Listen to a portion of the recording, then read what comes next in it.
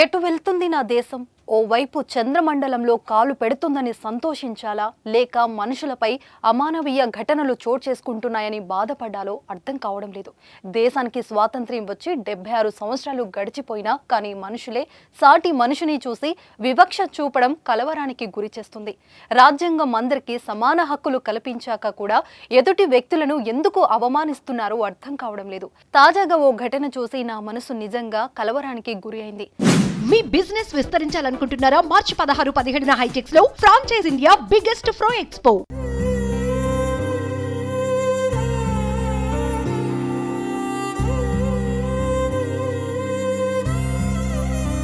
అది దేశంలో ఓ ప్రముఖ మెట్రో నగరంలో జరగడం మరీ దారుణం.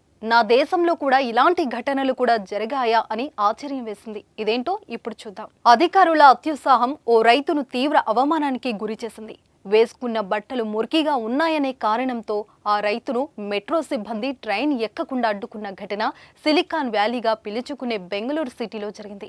అసలు జరిగిన విషయం ఏమిటంటే, కర్ణాటకకు చెందిన ఓ రైతు తన బ్యాగుతో రాజాజీనగర్ మెట్రో స్టేషన్లో మెట్రో ఎక్కడానికి వెళ్లాడు. ఆయన టికెట్ తీసుకున్న అనంతరం సెక్యూరిటీ చెకింగ్ దగ్గరకు రాగానే రైతును భద్రతా సిబ్బంది నిలిపేశారు. మెట్రో ఎక్కడానికి అనుమతించలేదు.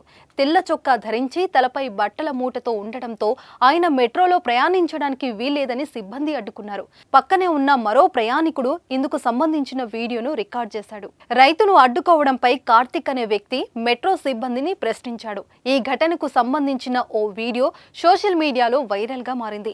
దీన్ని చూసిన నెటిజన్లు మెట్రో సిబ్బంది తీరుపై ఆగ్రహం వ్యక్తం చేశారు.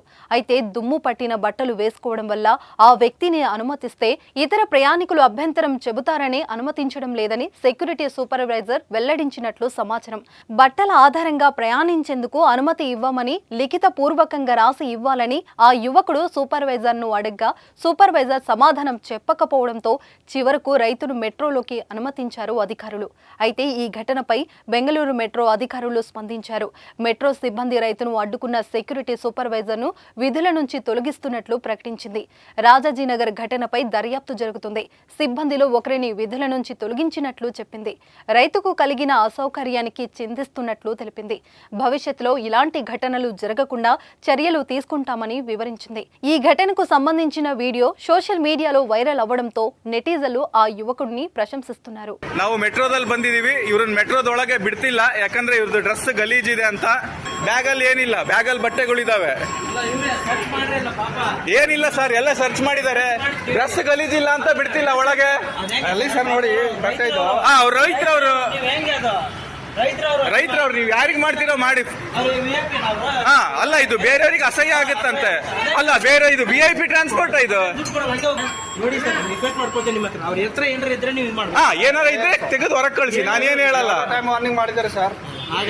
ಆಗಲ್ಲ ಸರ್. ಪಾಪ ಅವರು ಗಲೀಜಿರ್ಲಿ, ರೈತರವ್ರು ಪಾಪ ಅವ್ರಿಗೆ ಏನ್ ಗೊತ್ತಾಗತ್ತೆ ಹೇಳಿ. ನೀವು ಗಲೀಜ್ ಆಗ್ತದೆ ನೀವು ಹೇಳಿ, ವಿಚಾರ ಮಾಡಿ. ಹಳ್ಳಿಯವರು ನಾನು ಅಗ್ರಿ ಆಗ್ತೇನೆ ಸರ್, ಅದಕ್ಕೆ ನಾನು ಅಗ್ರಿ ಆಗ್ತೇನೆ. ಬಟ್ ನೀವು ಗಲೀಜ್ ಇದೆ ಅಂತಂದ್ರೆ ಬಿಡಬಾರ್ದು. ಆ ತರ ನಿಮ್ಗೆ ತಪ್ಪಾಗುತ್ತೆ. ಅದ್ ಹೆಂಗಿದೆ ಹೇಳಿ, ರೂಲ್ಸ್ ಎಲ್ಲಿದೆ ಗಲೀಜ್ ಬಟ್ಟೆಗೆ ಬಿಡಲ್ಲ ಅಂತ ಬೋರ್ಡ್ ಹಾಕಿದ್ರ ಈ ತರ ಗಲೀಜ್ ಇದೆ ನಾವು ಬಿಡ. ಹಂಗಿದ್ರೆ ಸರಿ, ನಾನು ಹೊಸ ಪಂಚೆ ಕುಡಿಸಿ ಕರ್ಕೊಂಡು ಹೋಗ್ತೀನಿ ಒಳಗ ಅವ್ರನ್ನ. ಆ ತರ ಬಿಡಬಾರ್ದು, ನೀವು ನಾನು ಮಾಡಬಾರ್ದು. ನಡೀರಿ, ಚಲೋ ಭಯ್ಯ, ಚಲೋ ಅಂದರ್ ಚಲೋ.